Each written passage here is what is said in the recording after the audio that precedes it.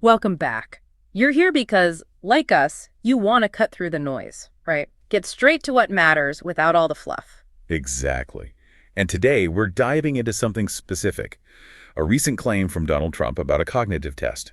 He apparently took one during his annual physical. Yeah, that caught my ear too. Our main source for this deep dive is excerpts from a YouTube video transcript. It's from the Ring of Fire. That's right.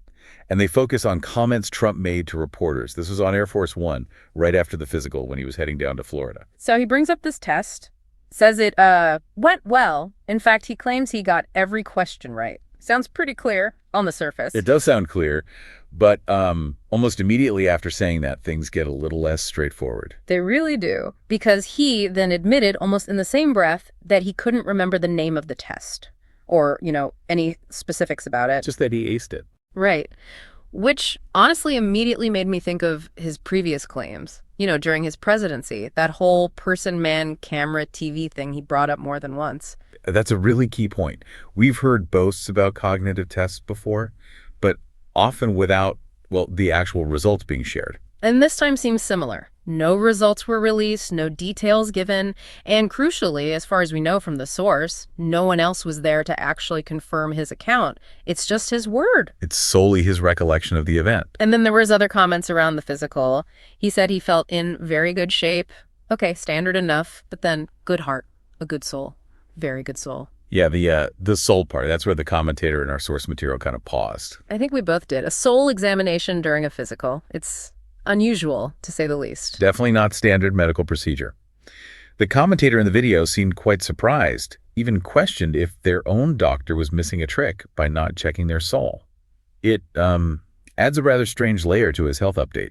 It absolutely does. And the commentator points out another, maybe more significant inconsistency. Trump called it a pretty well-known test. But then immediately followed with something like, whatever it is, I got everyone right. Exactly. Whatever it is. If it's so well known, wouldn't you, know what it is? Especially if you just took it and supposedly nailed it. That's the question the source raises. The commentator suggests that not knowing the name of a well-known test you just aced could itself be, well, maybe indicative of something. A bit of a red flag, perhaps. And the source speculates further. Could it be memorization? Well, yeah. If the test was taken, say, earlier that morning, is it possible he just memorized the answers? It's a thought the commentator floats. Cognitive tests can sometimes be predictable. Mm-hmm.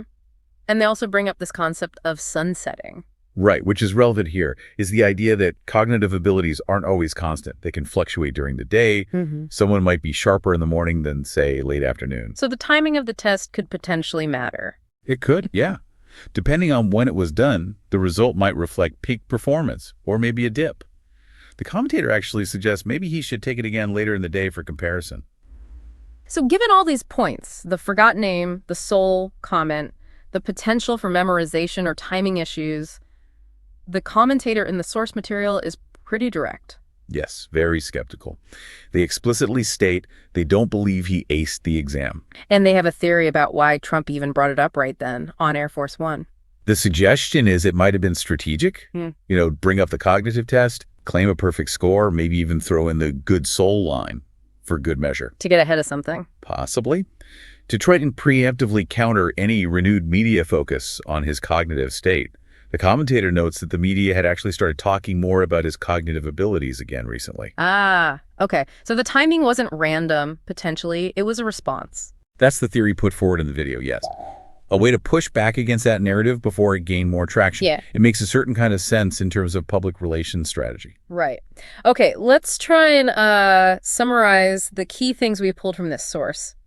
We have Trump claiming a perfect score on a cognitive test.